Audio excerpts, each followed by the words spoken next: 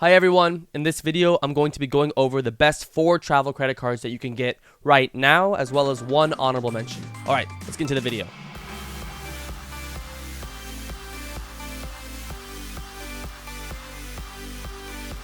The first card on this list is a card that I really wanted to have in my wallet the second I wanted to start traveling by myself, and that is the Chase Sapphire Preferred Card.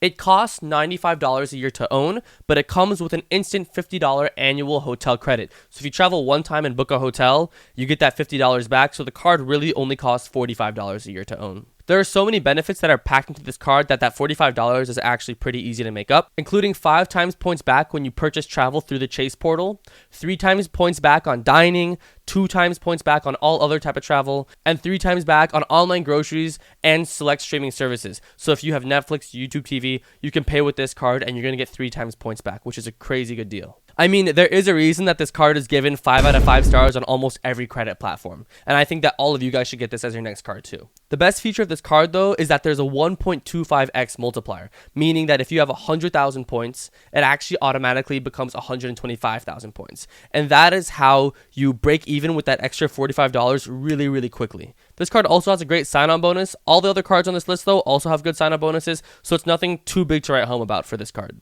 Alright, the second card on this list is going to be the AMEX Platinum card. The AMEX Platinum is the most expensive card on this list to own currently at $695. But this is offset a little bit by a $200 hotel credit, a $200 airline credit, and a $240 entertainment streaming services credit. This offsets your subscriptions simply just by paying you $20 a month. So if you have Netflix that costs, I don't know, like 20 something bucks now, it'll just subtract $20 from that if you use your AMEX Platinum card. You also have all of these little special benefits from the card, like $15 a month for Uber, which I found really useful in college. You also get a Clear Plus membership and lounge access. Here's the key of this card though. Because it costs so much money, you actually have to use all of the benefits that are on the card in order to break even. If you get this card and don't use all of the benefits, you will be going in the red. Point-wise, this card doesn't really have anything to write home about. It's only 5 times points back on travel and airline purchases and 1 times back on everything else. But the reason that people get this card, again, is for the lounge access, the upgraded status on all of the hotels that they can get. There are a bunch of other offers. This card actually deserves a whole entire video of its own. Actually, I'm going to make a note of that right now. 1 second.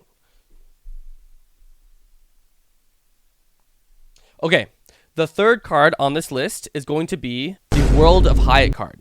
This is a card that you can get through Chase. It costs $95 a year to own, and it comes with 1 free hotel night every single year and 2 free hotel nights if you spend more than $15,000 on that card in that calendar year.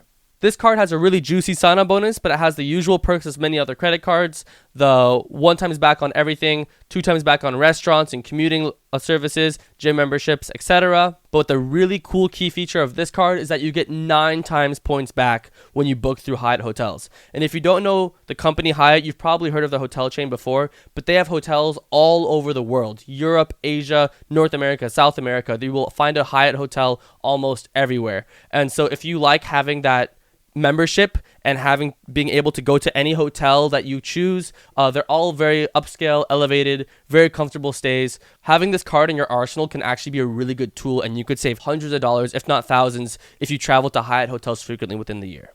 Alright, the fourth and last card on this list is going to be the Chase Sapphire Reserve card.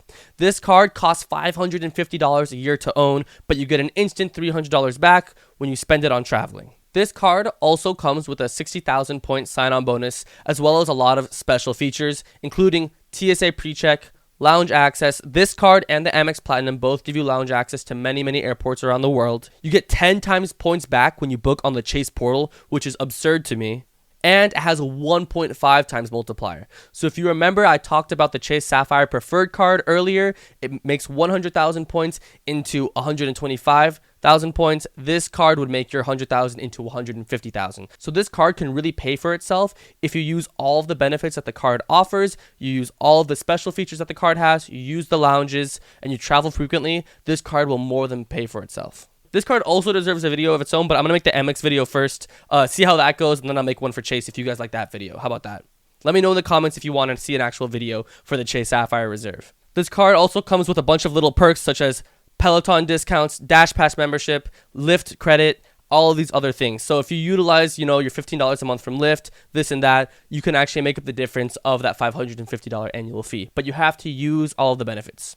For this last card, I would call it an honorable mention because the benefits of this card don't really stack up against the other cards in this group, but it's because this card has no annual fee. And this card is the Chase Freedom Unlimited card. I've talked about this card in many other videos, and I think compared to the other no annual fee cards out there, this card just outperforms everything. I've talked about this card in previous videos, but basically you get 5% back when you book on Chase Travel, 3% back at drugstores, and 1.5% on everything else.